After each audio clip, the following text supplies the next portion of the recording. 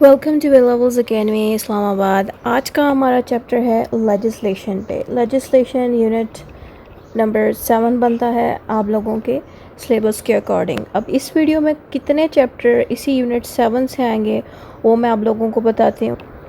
इधर से आपको 4 चैप्टर्स आएंगे। अब वो 4 चैप्टर्स कौन से हैं, उसमें एक है नंबर 1 पे कॉन्सेप्ट ऑफ लेजिस्लेचर, ठीक है। नंबर 2 पे आएगा ऑर्गेनाइजेशन। नंबर 3 पे चैप्टर आएगा role and functions. And number 4 पे आएगा bicameral and unicameral legislature. And पे आएगा मेरिट्स, यानी कि इसी 4th चैप्टर के साथ मेरिट्स एंड डीमेरिट्स आएंगे। मेरिट्स एंड डीमेरिट्स होते हैं एडवांटेजेस एंड डिसएडवांटेजेस, इन्हीं को मेरिट्स एंड डीमेरिट्स कहते हैं। तो इस तरह से टोटल 4 ये चैप्टर्स हैं। इन्हीं 4 के ऊपर ही ये पूरा मैंने यूनिट 7 यानी कि आज की इस वीडियो में आपको ये सारे 4 के 4 चैप्टर्स कंबाइन करके पढ़ाए जाएंगे। और आप लोग सोच रहे होंगे कि मैम जब ये 4 चैप्टर्स अलग से हैं तो आपने एक कैसे PDF बना दी। ये एक PDF 6 पेजेस का है मैक्सिमम, आराम से इसमें सारे के सारे अगले चैप्टर्स भी मैंने इसी में डाल दिए हैं। आपको अलग से अगर फंक्शंस ऑफ लेजिस्लेचर आ गया तब भी आपने ये सारा सेम टू सेम PDF लिख देना है। अगर आपको बायकैमरल या यूनिकैमरल लेजिस्लेचर आ गया तब भी सेम आपने लिखना है, या merits and demerits of legislature आ गया तब भी ये सेम लिखना है। यानी कि कोई भी लेजिस्लेचर का कोई भी चैप्टर आ गया पेपर में तो आपने ये सेम ही PDF लिखना है। अब हम इसकी स्टार्टिंग करते हैं कॉन्सेप्ट ऑफ लेजिस्लेचर। अगर ये हेडिंग ना भी दें डायरेक्ट इंट्रोडक्शन से स्टार्टिंग कर लें। बेसिकली यहाँ पे इसका पहला चैप्टर है, उसी से ही मैं इसकी स्टार्टिंग कर रही हूँ, ठीक है। इंट्रोडक्शन, ये सेम इंट्रोडक्शन है जो आपने सारे इस लेजिस्लेचर के तमाम चैप्टरों के साथ दिखना है, ठीक है। कोई भी आ गया सेम ही आपने ये PDF उठा के देना है लेजिस्लेचर के क्वेश्चन के साथ। अब हम इंट्रोडक्शन में ये लिखेंगे, legislature is the branch of government that makes laws for the country. Legislature basically government की एक ब्रांच है, ठीक है, जिसका काम होता है लॉज बना के देना। It is important institute in every political system, यानी कि ये जो लेजिस्लेटिव डिपार्टमेंट है ये काफ़ी ज़्यादा इम्पोर्टेंट इंस्टीट्यूट है, क्योंकि ज़ाहिर है ये मुल्क के लिए लॉज बनाने का काम करता है, इसलिए काफ़ी इम्पोर्टेंट इंस्टीट्यूट है, काफ़ी इम्पोर्टेंट इदारा है। The members of the legislature discuss national issues, make laws, represent the people. जो मेंबर्स होते हैं जो इस लेजिस्लेटिव डिपार्टमेंट में बैठे होते हैं, इनका काम होता है नेशनल इश्यूज़ अगर कोई लग जाए, यानी कि मुल्क का किसी और मुल्क के साथ कोई लड़ाई लग जाए, उससे रिलेटेड कोई लॉज बनाने हो, तो ये सारे मामलात हैंडल करता है। उसके अलावा किसी भी पर्सन को रिप्रेजेंट करने का काम करता है, यानी कि लेजिस्लेटिव डिपार्टमेंट में कोई ऐसा बंदा बैठा होता है जो लॉज बनाने का काम भी करता है, डिफरेंट मामलात को हैंडल करने का काम करता है। यानी कि एक बहुत ही पावरफुल इदारा है ये, उस हिसाब से बातें लिखी हैं। Laws made by the legislature are called the statutes law, enacted laws and written laws. यानी कि जो लॉज लेजिस्लेटिव डिपार्टमेंट बनाता है उनके 3 नाम हैं। उनमें से यानी कि यही जो लेजिस्लेटिव डिपार्टमेंट लॉ बनाते हैं उन लॉज को या तो हम स्टेट्यूट लॉज कहते हैं, या इनेक्टेड लॉज कहते हैं, या रिटन लॉज कहते हैं। इसके 3 मुख्तलिफ नाम हैं, ठीक है। Some countries have one chamber called the unicameral legislature, while the other countries have 2 chambers called the bicameral legislature. तो पहले तो हम इस लाइन को समझते हैं। कुछ ऐसे मुल्क हैं जहाँ पे आपको लेजिस्लेटिव डिपार्टमेंट में एक ही ब्रांच मिलेगी, लेकिन अगर पाकिस्तान को देखें तो पाकिस्तान में लेजिस्लेटिव डिपार्टमेंट कौन सा है, पार्लियामेंट। यानी कि यहाँ पे जो हमारी पार्लियामेंट है ना वो लेजिस्लेटिव ब्रांच है, लॉ बनाती है। लेकिन हमारी पार्लियामेंट में एक अपर हाउस है जिसका नाम है सेनेट, और एक लोअर हाउस है जिसका नाम है नेशनल असेंबली, ठीक है। तो यहाँ पे 2 ब्रांचेस हैं एक ही पार्लियामेंट यानी कि लेजिस्लेटिव ब्रांच के अंदर, ठीक है। USA को अगर हम देखें तो USA के अंदर जो लेजिस्लेटिव ब्रांच है उसका नाम है कांग्रेस, उसके अंदर भी इस तरह से 2 ब्रांचेस हैं। अगर हम UK की बात करें, UK की लेजिस्लेटिव ब्रांच का नाम भी पार्लियामेंट ही है, तो वहाँ पे भी इसी तरह से 2 ब्रांचेस है, एक अपर हाउस एक लोअर हाउस, ठीक है। तो ये जो 2 ब्रांचेस होती हैं एक ही डिपार्टमेंट में, इस कॉन्सेप्ट को हम कहते हैं बायकैमरल सिस्टम या बायकैमरल लेजिस्लेचर, जिसमें एक ही इदारे में 2 डिपार्टमेंट्स या 2 चैम्बर्स होते हैं। उन चैम्बर्स में से एक अपर हाउस होता है, एक लोअर हाउस होता है। लोअर हाउस का मतलब होता है कि वो इदारा जहाँ पे नॉर्मली लोग वोट लेके बैठते हैं। जो अपर हाउस है उसमें ज़्यादातर आपको इलीट क्लास के, यानी कि बड़े ही अमीर, बड़े ही कह लें कि अच्छी बड़ी बैकग्राउंड से आने वाले लोग होते हैं। समझ लें कि इस अपर क्लास में अगर मैं यूके की बात करूं तो अपर क्लास में या अपर हाउस में आपको किंग्स की तरफ से कोई ना कोई बंदा बैठा मिलेगा, या बैरॉन्स जो वहाँ के अमीर तरीन बंदे हैं वो बैठे मिलेंगे उसके अपर हाउस में। लेकिन अगर लोअर हाउस की बात करें उधर नॉर्मली लोग वोट दे के आके बैठते हैं। तो इस तरह पाकिस्तान में भी ऐसे बहुत से सिस्टम है, यानी कि हमारे यहाँ पे जितने भी सेनेटर्स हैं वो सारे सेनेट की ब्रांच यानी कि पाकिस्तान की पार्लियामेंट के अपर हाउस में बैठते हैं, और जो पार्लियामेंट की लोअर हाउस है उधर नॉर्मल जो लोग हैं सिलेक्ट होकर आते हैं। तो इस तरह से एक प्रॉपर इसमें दो सेपरेट सिस्टम होता है। इस कॉन्सेप्ट को हम बाइकैमरल लेजिस्लेचर कहते हैं। अब हमारा आ जाता है कॉन्स्टिट्यूशनल रेफरेंस। कॉन्स्टिट्यूशनल रेफरेंस का मतलब ये है कि लेजिस्लेचर की जो पावर्स हैं वो पाकिस्तान के कॉन्स्टिट्यूशन में कहाँ मौजूद हैं। अगर आप आर्टिकल 50 का मेंशन कर देंगे कि आर्टिकल 50 जो कॉन्स्टिट्यूशन 1973 में मौजूद है, इसके अंदर पावर्स मौजूद हैं लेजिस्लेटिव ब्रांच की, ठीक है। तो अगर आप आर्टिकल बोल्ड करके लिख देंगे पेपर में तो मार्क्स अच्छे मिल जाएंगे, क्योंकि स्टूडेंट मोस्टली क्या करते हैं, इस तरह से आर्टिकल्स याद ही नहीं करते, डायरेक्ट ही लिखते रहते हैं। बट पेपर्स में ज़ाहिर है लॉ वाले स्टूडेंट्स को इस बेस पे जज किया जाता है कि उनको आर्टिकल्स सेक्शंस वगैरह अगर याद रहते हैं तो उनको उस बेस पे मार्क्स अच्छे मिलते हैं, ठीक है। इसलिए आर्टिकल लिख दीजिएगा। नेक्स्ट हेडिंग आती है derivation of the word legislation, यानी कि जो लफ्ज़ है लेजिस्लेशन ये कहाँ से ईजाद हुआ, किन लोगों ने इसको ईजाद किया। The word legislation comes from the Latin word, जैसे कि लैटिन जो ज़बान है ना वहीं से ही ये लेजिस्लेशन का लफ्ज़ निकला। लैटिन लोग लेजिस्लेशन को लेगस लेटम कहते थे। लेगस लेटम, लेगस का मतलब होता है लॉ, लेटम का मतलब होता है मीनिंग, मेकिंग या ब्रिंगिंग, यानी कि लॉ बनाना। लेटम को कहते हैं मेकिंग, लीगस को कहते हैं लॉ, यानी कि मेकिंग लॉ को हम कहते हैं लेजिस्लेशन। कंबाइन में इस चीज़ को हम लेजिस्लेशन ही कहेंगे। अगर हम इसको इस तरह लिख दें ना कंबाइन जोड़ के तो इस तरह हो जाएगा लेगिस लेटम, जो कि इंग्लिश में इसका मतलब बनेगा लेजिस्लेशन, ठीक है। बात वही है लॉ मेकिंग, ठीक है। तो लेजिस्लेशन का मतलब होता है the process of making the laws, ठीक है। अब आगे आ जाता है मीनिंग ऑफ लेजिस्लेशन। आप चाहे तो डिक्शनरी का रेफरेंस दे के भी मीनिंग दे सकते हैं, अगर डिक्शनरी का रेफरेंस नहीं देते डायरेक्ट भी लिखते हैं। बहुत से स्टूडेंट्स कहते हैं मैम अगर डिक्शनरी का रेफरेंस हम ना दें सीधा लिख दें, तो देखें जब आप डिक्शनरी का रेफरेंस दे के लिखते हैं ना तो उसके 1 नंबर आपको एक्स्ट्रा मिल सकते हैं, ठीक है। तो अगर आप बगैर रेफरेंस दिए लिखना चाहें तो भी लिख सकते हैं, कोई इशू नहीं है। लेकिन जब आप इस तरह से एक एडिशनल कोई डिक्शनरी का नेम दे के लिखते हैं ना तो उसे मार्क्स अच्छे मिलते हैं। इसलिए जो ऑक्सफोर्ड डिक्शनरी ऑफ लॉ है वो कहता है legislation means the process of making written law for the country. तो इसमें ये कह रहे हैं कि लेजिस्लेशन बेसिकली एक प्रोसेस है रिटन लॉज को बनाने का किसी स्पेसिफिक कंट्री के लिए, यानी कि हर कंट्री में एक लेजिस्लेटिव डिपार्टमेंट होता है, यानी कि एक डिपार्टमेंट है लॉ बनाने का जो उस कंट्री के लिए ही सिर्फ लॉज बनाती है। It also refers to the entire body of written laws made by the legislature. इसका मतलब ये है कि जो भी रिटन लॉज बनाए जाते हैं वो किसने बनाया, लेजिस्लेचर ने बनाया। अगर आप ये वाला पोर्शन नहीं लिखना चाहते बेशक इसको ना लिखें, सिर्फ इतना पोर्शन डाल दें कि ऑक्सफोर्ड डिक्शनरी कहती है लेजिस्लेशन एक ऐसा प्रोसेस है जो रिटन लॉज बनाती है किसी कंट्री के लिए, दैट्स इट। अब आपने एग्जांपल्स देनी है कि पाकिस्तान में कौन सी लेजिस्लेचर ने लॉज बनाए। वैसे तो बहुत सारे हैं बट मैं वो चीज़ आपको सिखाऊंगी जो आपके सब्जेक्ट में आएगी, यानी कि जब आप सेमेस्टर 2 में आएंगे इंशाल्लाह तो आपको पाकिस्तान पैनल कोड PPC से लॉ सिखाया जाएगा। यानी कि आपका सेमेस्टर 2 में जो क्रिमिनल लॉ का सब्जेक्ट आपको आएगा पंजाब यूनिवर्सिटी के स्टूडेंट्स को, वो सारा criminal law Pakistan panel code से लिया जाएगा। इसलिए ये जो पाकिस्तान का पैनल कोड है ये पाकिस्तान में 1860 के दौर में बनाया गया था, ठीक है। बेसिकली ये पाकिस्तान बनने से पहले बना था, क्योंकि ज़ाहिर है पाकिस्तान बना था 1947 में और ये उससे पहले बनाया गया था। तो ये जो पैनल कोड है ये पूरे पाकिस्तान पे अप्लाई होता है, इसको लेजिस्लेटिव डिपार्टमेंट ने बनाया। वैसे ही क्रिमिनल प्रोसीजर कोड ये भी आपको सिखाया जाएगा उसी क्रिमिनल लॉ के सब्जेक्ट में सेमेस्टर 2 में, तो इसमें भी सारा कुछ क्राइम्स रिलेटेड है। तो इस तरह के 2 लॉज मैंने बताया। ऐसे बहुत से लॉज हैं जो लेजिस्लेटिव डिपार्टमेंट ने बनाया, याद रखना मुश्किल है इसलिए मैंने आपको आसान वाले 2 बता दिए हैं, ठीक है। अब हमारे पास आ जाती है डेफिनेशन। यहाँ मैंने तकरीबन मेरे हिसाब से यहाँ बनती हैं तकरीबन 4 डेफिनेशंस, ठीक है।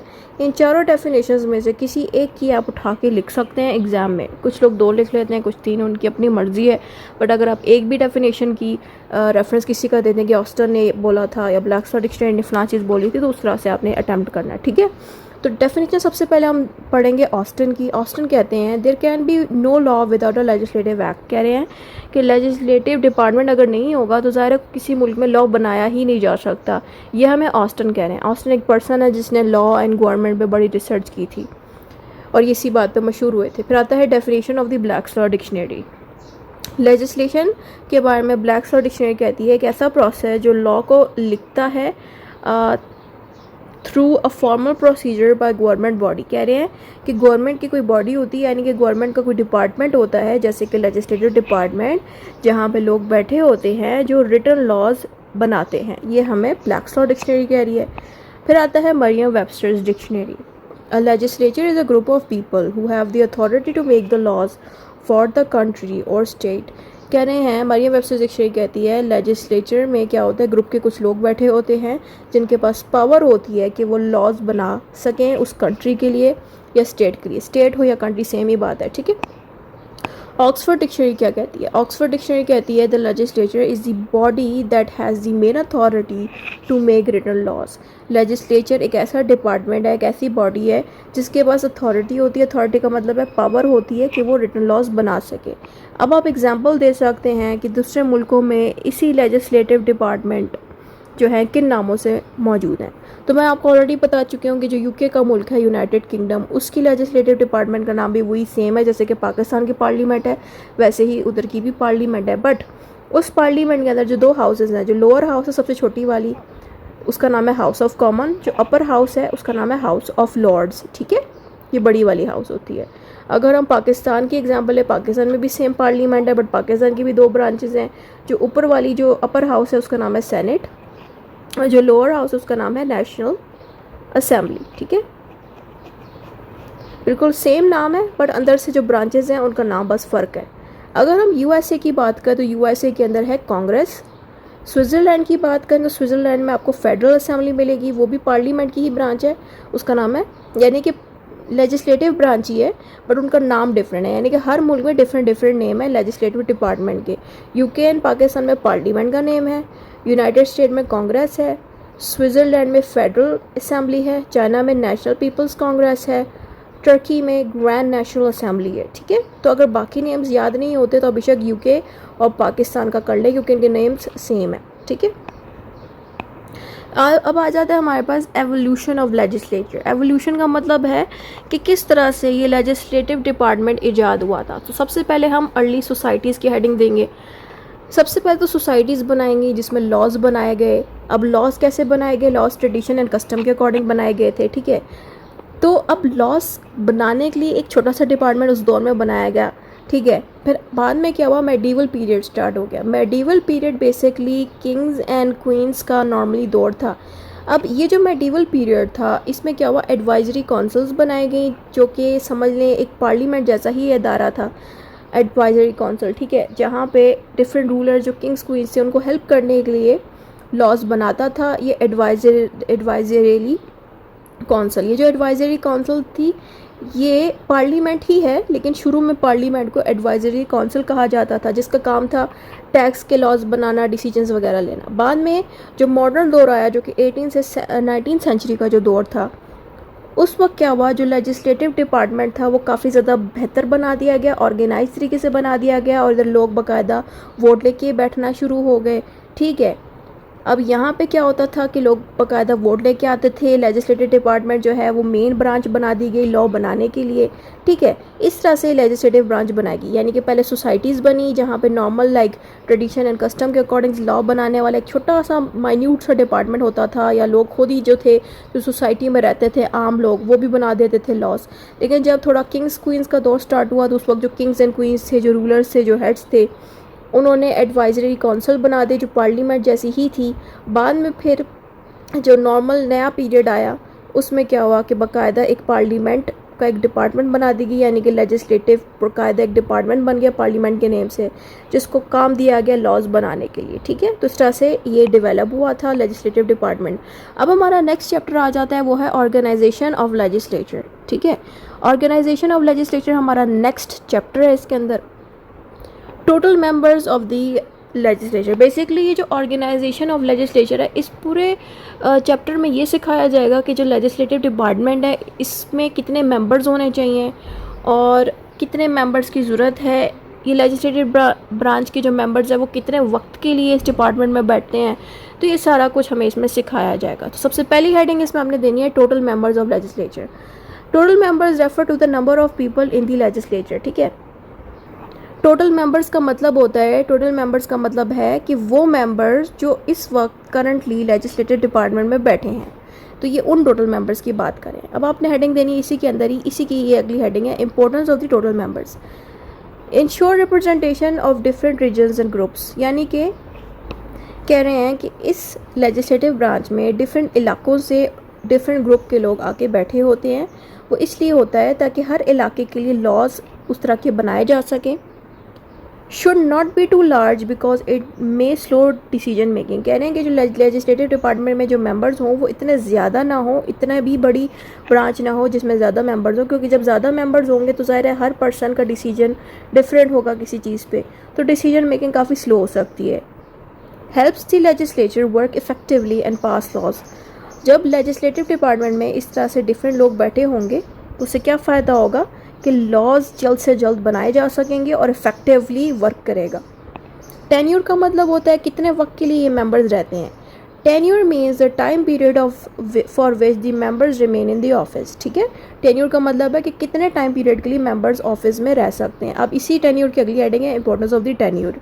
Members need enough time to learn and perform their duty, यानी कि टेन्यूर इतना रखा जाता है कि मेंबर्स जो भी आएंगे नए मेंबर्स उनको टाइम दिया जाएगा चीज़ें सीखने के लिए, ताकि वो जिस वक्त तक के लिए ऑफिस में अपने रहेंगे सीख भी लेंगे और उसी हिसाब से अपनी ड्यूटीज़ भी परफॉर्म कर सकेंगे। Regular elections allow people to express their political choices, और बाद में जब इलेक्शंस होते हैं इनके, तो इन इलेक्शंस की मदद से नए लोग भी ऐड होंगे इस इदारे में, जिसकी मदद से जो न्यू लोग होंगे वो लोगों के लिए अच्छे लॉज बना सकेंगे, न्यू मेंबर्स। तो ये चीज़ यहाँ पे बताई गई है। Very short tenure cause frequent elections and instability, कहते हैं कि अगर बहुत कम अरसे के लिए इनको बिठाया जाएगा ऑफिस में तो उससे नुकसान इस तरह से होगा कि इलेक्शन भी बार बार कराने पड़ेंगे और एक इंस्टेबिलिटी आ जाएगी, यानी कि चीज़ों में जो एक तरतीब है, जो ठहर है, वो ख़त्म हो जाएगा, हर चीज़ बहुत ख़राब तरीके से चलेगी। इसीलिए टेन्यूर यानी कि टाइम पीरियड 5 साल 6 साल इतना होना चाहिए किसी मेंबर का, ताकि बार बार इलेक्शंस ना करने पड़े और एक सीक्वेंस के साथ, एक तरतीब के साथ चीज़ें हैंडल हो। वेरी लॉन्ग टेन्यूर में रिड्यूस अकाउंटेबिलिटी, कह रहे हैं कि अगर किसी पर्सन को ज़रूरत से ज़्यादा देर के लिए भी अगर आप ऑफिस में रखोगे तो उससे क्या होगा, अकाउंटेबिलिटी रिड्यूस हो जाएगी। अकाउंटेबिलिटी का मतलब है कि अब एक पर्सन को पता है कि मैंने 5 साल के लिए ही रहना है, तो वो 5 साल का टाइम ज़ाहिर छोटा अरसा होता है, तो वो उन 5 सालों में सपोज़ 1 साल लगाएगा सीखने के लिए, पीछे सिर्फ 4 साल रह जाएंगे, तो उन 4 सालों में वो कोशिश करेगा अच्छा काम करे। तो जब वो अच्छा काम कर रहा होगा तो उससे सवाल जवाब किए जाएंगे। अगर उस बंदे का काम अच्छा रहा तो उस बंदे को दोबारा सेलेक्ट करके उस पोस्ट पे बिठाया जाएगा, लेकिन अगर उसने इन 4 सालों में अच्छा काम नहीं किया या 5 सालों में अच्छा काम नहीं किया तो उसको हटा के किसी और को लाया जाएगा। लेकिन अगर टेन्यूर 5 साल से बढ़ा के सपोज 10 से 11 साल कर दिया जाएगा तो जो वो पर्सन है उसको लगेगा कि मेरे पास इतना ज़्यादा टाइम है, तो वो वर्क अच्छे से नहीं करेगा और ना ही कोई इसको ज़िम्मेदार ठहराएगा और कहेगा कि आपने कोई काम नहीं किया, क्योंकि उसको दिखेगा कि टाइम पीरियड मेरा ज़्यादा है। इसीलिए टाइम पीरियड 5 साल 6 साल 4 साल के अराउंड ही रखते हैं इनका, ताकि ये लोग अच्छे से वर्क करें और अपने ज़िम्मेदारी को निभाएं और इनको ज़िम्मेदार भी ठहराया जाए। अकाउंटेबिलिटी का मतलब है इनको ज़िम्मेदार ठहराया जाए इनकी हरकत के लिए, ताकि ये लोग और इफेक्टिवली अच्छे से हमारे लिए लॉज बना के दे सकें ये मेंबर्स। फिर आता है basis of representation. Representation means how people choose the representative in the legislature. Legislative department में बेसिकली हम अपने पसंदीदा रिप्रेजेंटेटिव को वोट देके बिठाते हैं। रिप्रेजेंटेटिव वो बंदे होते हैं जो वोटिंग के लिए खड़े होते हैं और कहते हैं कि हमें आप वोट दो, हम आपके लिए अच्छे लॉज बना के देंगे। तो इस तरह से 4-5 जितने भी बंदे खड़े होंगे हम उनको वोट्स देंगे, जिसके पास ज़्यादा वोट आएंगे वो लेजिस्लेटिव डिपार्टमेंट में बैठेंगे और हमारे लिए सारे लॉज बनाएंगे उस जगह बैठ के। तो वो हमारे क्या हुए, रिप्रेजेंटेटिव हुए, जो हमें रिप्रेजेंट करते हैं, यानी कि हमारे लिए सारे लॉज बनाएंगे। अब पॉपुलर रिप्रेजेंटेशन की हेडिंग देनी है, इसमें लिखना है most democratic countries follow this system, कि बहुत से कंट्री में आपको रिप्रेजेंटेशन का कॉन्सेप्ट मिलेगा कि रिप्रेजेंटेटिव्स बैठते हैं लेजिस्लेटिव इदारों में जो अपने बंदों के लिए जिन्होंने इनको वोट दे के बिठाया है उनके लिए लॉज बनाते हैं। All adult citizens can vote, जितने भी एडल्ट सिटीजन्स हैं जिनकी एज 18 साल की हो चुकी है, जिनके पास आईडी कार्ड है, वो सारे जो हैं वोट दे के अपने पसंद के बंदे को गवर्नमेंट के लेजिस्लेटिव डिपार्टमेंट में बिठा सकते हैं। The country is divided into constituencies and each area is elect one representative. ये वर्ड मुश्किल है, इसकी जगह आप सिंपली लिख दें कि जो कंट्री है उसमें डिफरेंट प्रोविंसेस होते हैं या डिफरेंट एरियाज़ होते हैं, और हर एरिया से एक अलग अलग बंदे को सिलेक्ट किया जाता है, ठीक है, और उसको वोट हम दे के फिर लेजिस्लेटिव डिपार्टमेंट में बिठाते हैं। तो बेसिकली बात इस तरह से हो रही है कि अगर हम पाकिस्तान को देखें तो एक एरिया पंजाब का है, एक KPK का है, एक सिंध का है, एक बलूचिस्तान का है। तो सपोज़ इस जगहों से भी डिफरेंट बंदे इकट्ठे हुए हैं वोटिंग के लिए। सपोज़ यहाँ से 5 बंदे जो हैं कहते हैं हमें वोट दें, यहाँ से 6 कहते हैं, यहाँ से 7 कहते हैं। तो हर इलाके से जो जीतता जा रहा है, सपोज़ एक यहाँ से जीत गया, एक यहाँ से जीत गया, एक यहाँ से, 2 यहाँ से जीत गए, तो ये जो जीते हुए बंदे हैं इनको एक ही बड़े डिपार्टमेंट में यानी कि लेजिस्लेटिव डिपार्टमेंट में बिठाया जाएगा, जो कि अपने इलाके के लोगों के फ़ायदे के लिए लॉज बनाएंगे। तो इस तरह से ये पूरा कॉन्सेप्ट वर्क करता है। फिर आता है functional representation. Representatives are chosen from specific groups और प्रोफेशंस। कह रहे हैं कि जितने भी बंदे जो सिलेक्ट होते हैं वो किसी ख़ास ग्रुप से लिए जाते हैं, किसी ख़ास प्रोफेशन से लिए जाते हैं। यानी कि मैंने आपको पहले ही बता दिया कि हर इलाके से किसी बंदे को सिलेक्ट किया जाएगा और 5-6 बंदे खड़े होंगे, उसमें से 1-2 सिलेक्ट होंगे जिनके वोट्स सही होंगे। अच्छा, अब वो जो बंदे सिलेक्ट होंगे ज़ाहिर है वो डिफरेंट ग्रुप के होंगे, डिफरेंट उनका प्रोफेशन होगा। Sometimes this system gives more power to certain groups. कह रहे हैं कि इस सिस्टम से ये फ़ायदा होता है कि कुछ ग्रुप के लोग जीत जाते हैं तो उन ग्रुप के लोगों को ज़्यादा फ़ायदा मिलता है। मिसाल के तौर पे अब ये ग्रुप के लोग हैं, ये ग्रुप के लोग हैं, ये ग्रुप के लोग हैं। अब ये ग्रुप के सपोज 7-8 बंदे कहते हैं कि हमारे इस बंदे को आप वोट दो। वहीं पे दूसरा ग्रुप, उसमें भी 8 बंदे हैं, वो कहते हैं हमारे एक पर्सन को आप वोट दो। ये कहते हैं हमारे एक पर्सन को आप वोट दो। तो जो पर्सन जीतेगा उसके ग्रुप को ज़्यादा फ़ायदा मिलेगा, यानी कि उसके ग्रुप के लोग फिर ज़्यादा लॉ बनाने की तरफ आएंगे। तो इस तरह से पूरा प्रोसेस वर्क करता है। फिर आता है 2 हाउसेस सिस्टम। अब हम बायकैमरल रिप्रेजेंटेशन थोड़ा सा सीखने लगे। इसमें बताना है some countries have 2 chambers, 1 chamber represents the people while the other chamber represents the region. कह रहे हैं कि जब इस तरह से जब 2 ब्रांचेज हो ना, जैसे मैंने आपको शुरू में बताया, एक अपर हाउस एक लोअर हाउस। जो अपर हाउस होगा वो कोशिश करेगा कि रीजन यानी कि बड़े इलाकों के लिए लॉज बनाए, वहीं पे जो छोटा हाउस है वो कोशिश करेगा इंसान जो हैं मौजूद सिटीजन्स उनके लिए लॉज बनाए। तो इस तरह से ये दोनों हाउसेस वर्क करेंगे। तो इस तरह से बात लिखिए। फिर आता है हमारे पास नेक्स्ट चैप्टर, वो है role and the functions of legislature. ये हमारा अब 3rd चैप्टर स्टार्ट हो जाता है यहाँ पे। लॉ मेकिंग फंक्शंस, सबसे पहली हेडिंग इसकी देनी है जिसके ऊपर हमारा टॉपिक काफ़ी देर से इसी पे ही डिस्कशन हो रही थी। हमने बताना है कि मेन जॉब क्या है लेजिस्लेचर का, वो यही है लॉज को बनाना, लॉ को मेक करना।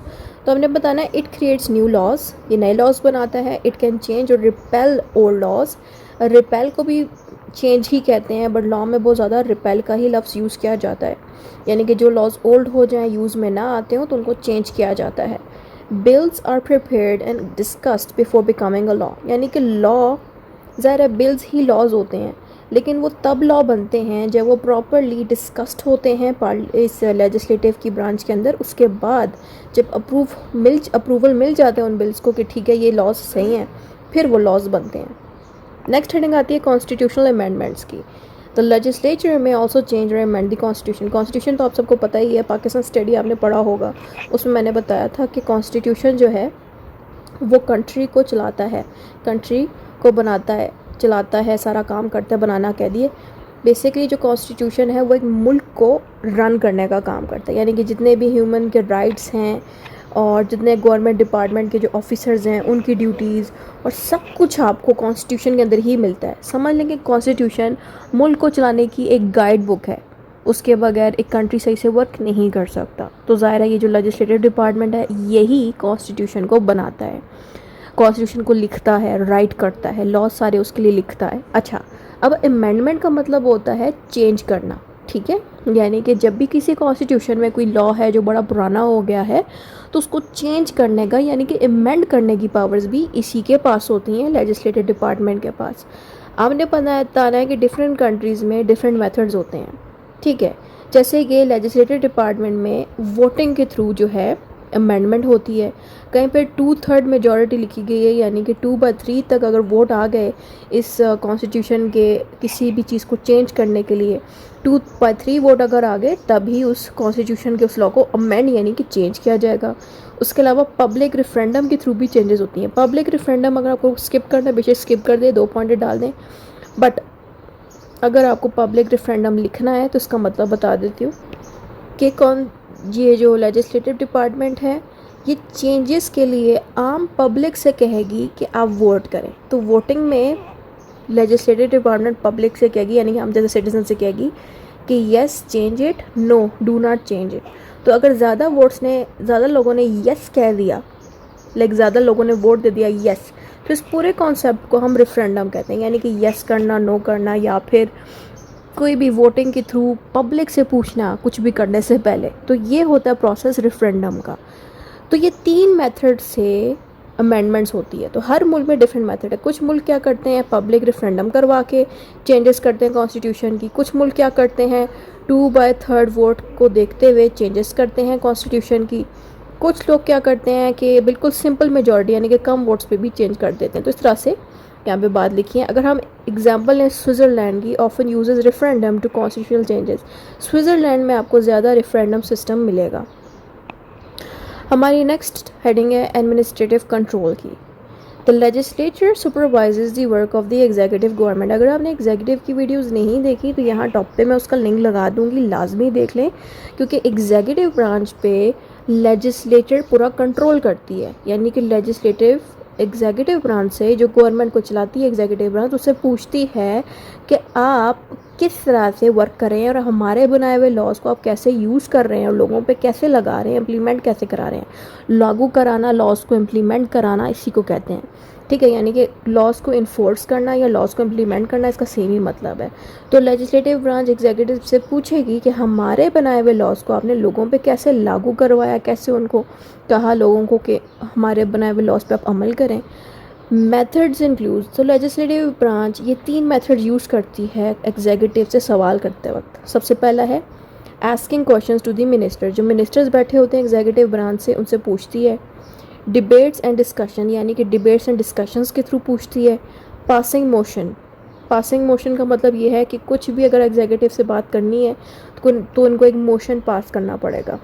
इसका मतलब होता है कि कोई रिक्वेस्ट की जाए किसी एक्शन को करने से पहले, इस तरह की चीज़ें। अगर ये पॉइंट स्किप करना है बेशक इसको स्किप कर दें, यहाँ से कोई भी 1-2 पॉइंट उठा के लिख दीजिएगा, ठीक है। इसमें आप एग्जांपल दे सकते हैं यूनाइटेड स्टेट्स की, कि यूनाइटेड स्टेट्स में जो कांग्रेस की ब्रांच है, मैंने आपको स्टार्ट में बता दिया था कि जो कांग्रेस की ब्रांच है वो बेसिकली लेजिस्लेटिव ही ब्रांच है। उधर की ज़रा हर मुल्क के अपने अपने नेम्स हैं लेजिस्लेटिव ब्रांच के, तो वैसे ही अमेरिका का भी, यूएसए का भी वैसे ही कांग्रेस नेम है। तो जो कांग्रेस है ना वो क्या करती है, अप्रूव करती है तमाम अपॉइंटमेंट्स को एंड तमाम ट्रीटीज़ को। यानी कि यूनाइटेड स्टेट्स में जो प्रेसिडेंट है कोई भी अगर एक्शन लेगा, जैसे कि अपॉइंट करता है किसी को, कोई जॉब पे रखता है, तो लेजिस्लेटिव ब्रांच यानी कि कांग्रेस से पहले पूछेगा। वैसे ही अगर ये प्रेसिडेंट किसी मुल्क के साथ कोई ट्रीटी यानी कि कॉन्ट्रैक्ट करता है तो उसकी भी अप्रूवल ये कांग्रेस की ब्रांच ही देगी, ठीक है। अब आप सोच लेंगे ट्रीटी क्यों लिखा है, इस पर कॉन्ट्रैक्ट क्यों नहीं लिखते। देखें, सिंपल कॉन्ट्रैक्ट आम लोगों के बीच होता है या इदारों के बीच होता है, लेकिन जब ट्रीटी लिखा आ जाए ना तो इसका मतलब है कि 2 कंट्रीज़ के बीच कॉन्ट्रैक्ट हुआ है। तो जब 2 कंट्री के बीच कॉन्ट्रैक्ट हो तो उसको हम ट्रीटी कहते हैं। अगर 2 से ज़्यादा लोगों के साथ कॉन्ट्रैक्ट हुआ है यानी कि 2 से ज़्यादा कंट्रीज़ के साथ हुआ है तो वो फिर ट्रीटीज़ हो जाता है। अच्छा, अब हमारी नेक्स्ट हेडिंग आती है फाइनेंशियल कंट्रोल, यानी कि ये कैसे फाइनेंस पे, पैसे पे कंट्रोल करते हैं। The legislative control government finances, यानी कि जो एग्जीक्यूटिव डिपार्टमेंट जो है ना वो जो भी वर्क करती है उसके ऊपर पूरा कंट्रोल रखती है। जैसे कि no tax can be imposed without the legislative approval, यानी कि गवर्नमेंट जो एग्जीक्यूटिव ब्रांच है किसी भी बंदे से टैक्स नहीं ले सकती जब तक कि लेजिस्लेटिव ब्रांच का अप्रूवल ना आ जाए उस टैक्स पे।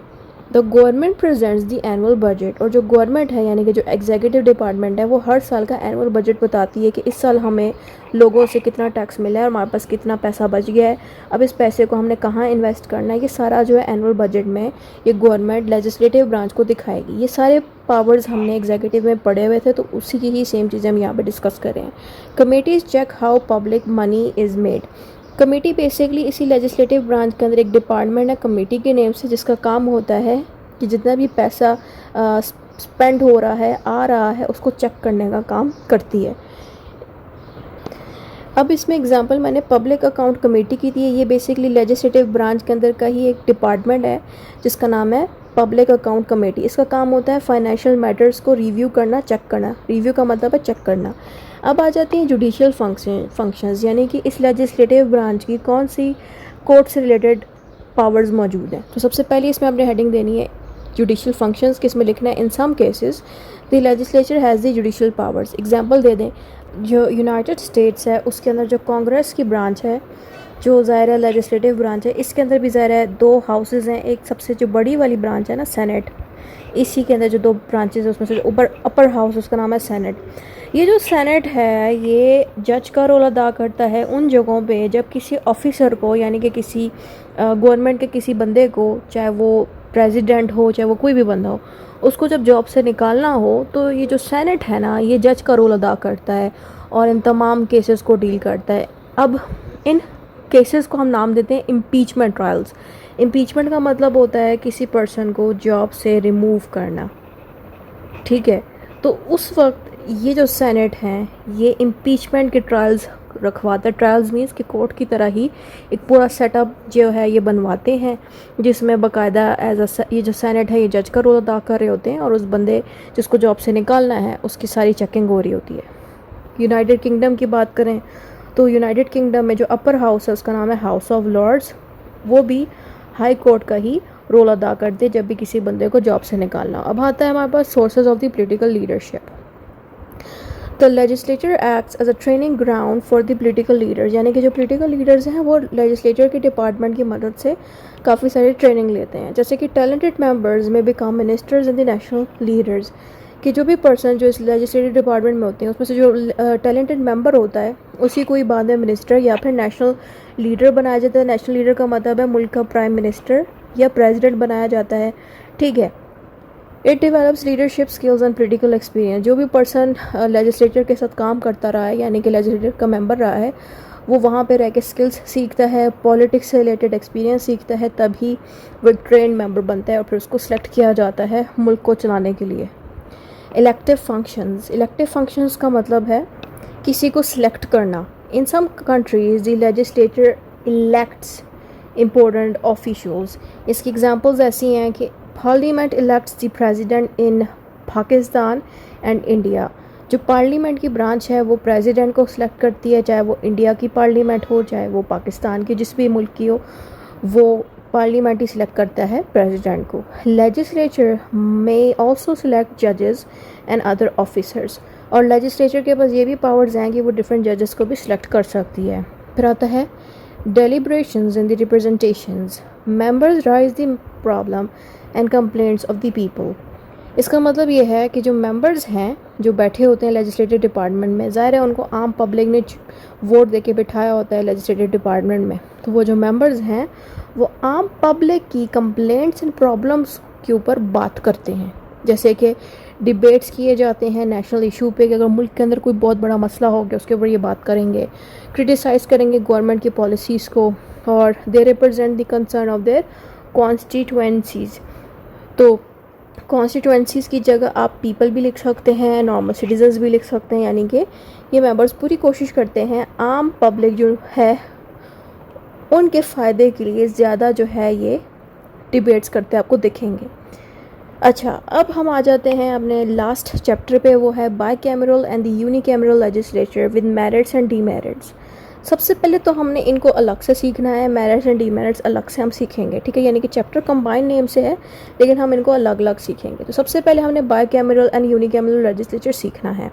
तो सबसे पहले मैंने इस तरह से एक फ्लो चार्ट बनाया कि जो बाईकैमरल लेजिस्लेचर में क्या होता है, एक अपर हाउस होती है और एक लोअर हाउस होती है, ठीक है।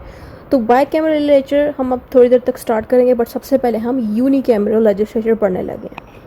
यूनिकैमरल लेजिस्लेचर में ज़ाहिर है सिर्फ एक ही चैम्बर होता है, 2 चैम्बर्स नहीं होते। आप इसमें लिख सकते हैं 1 चैम्बर या 1 हाउस, ठीक है।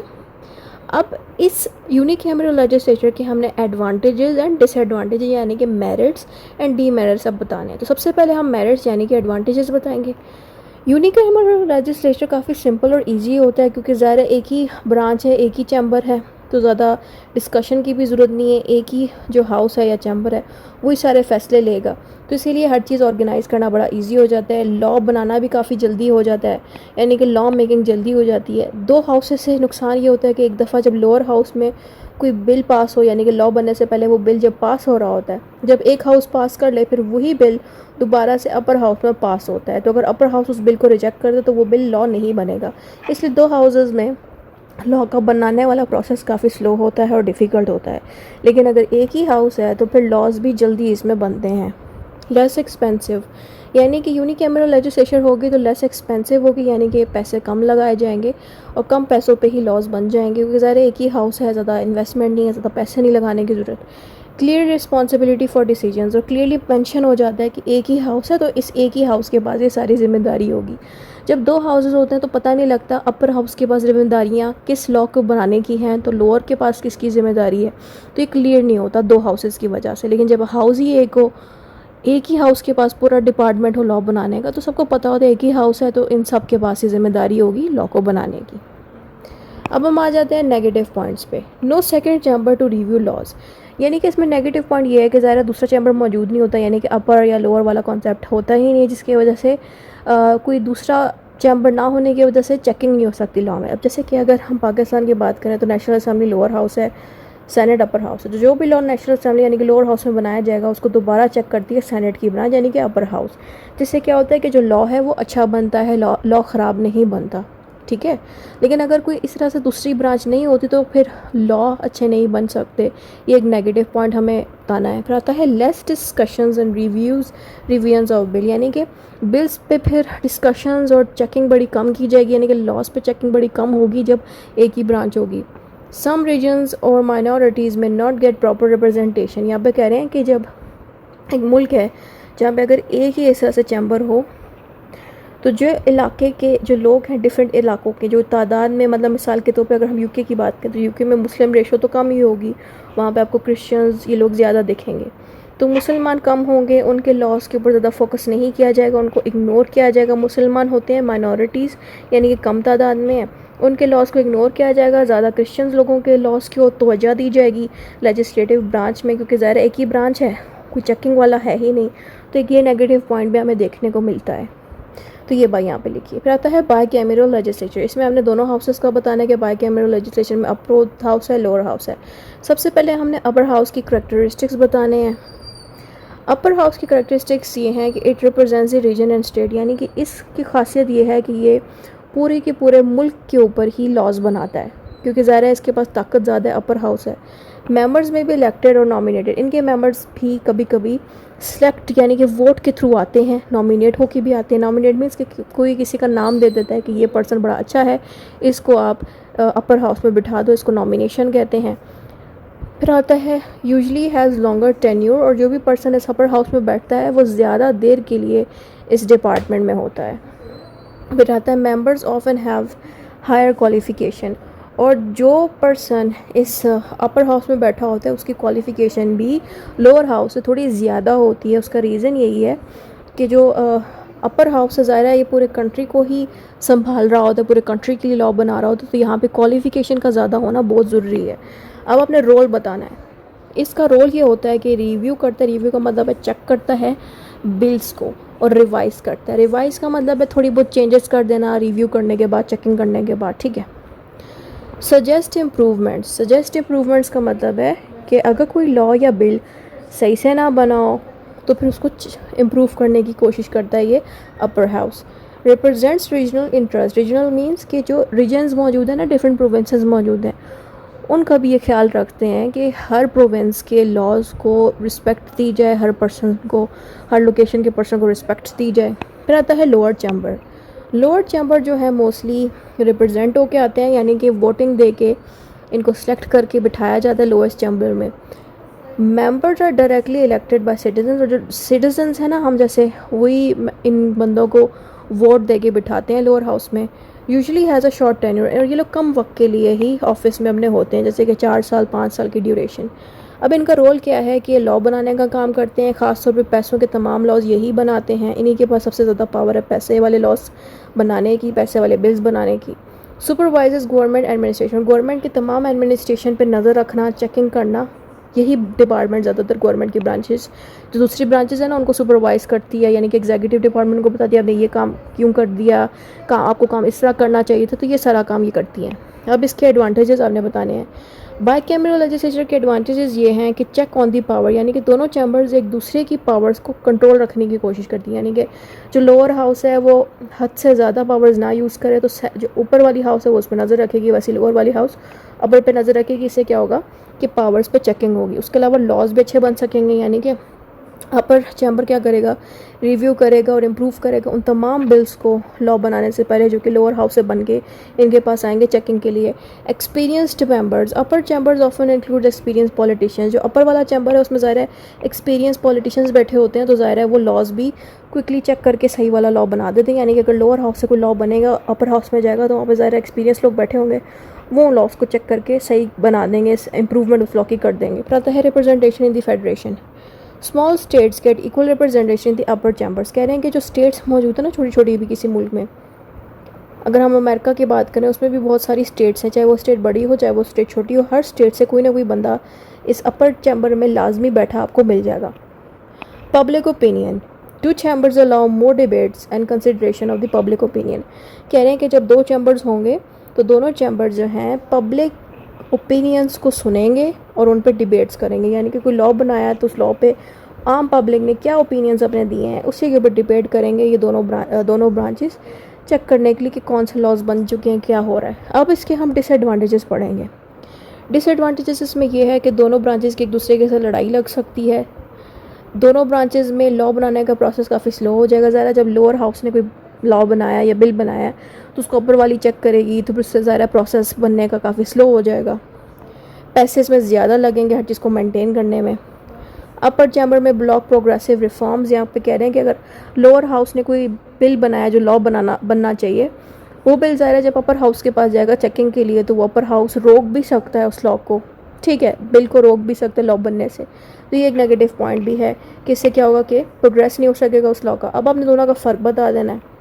यूनिकैमरल में क्या होता है, एक ही ब्रांच होती है, बाय में दो होती है। पैसे जो है यूनिकैमरल में कम लगते हैं, बाय में ज़्यादा लगते हैं।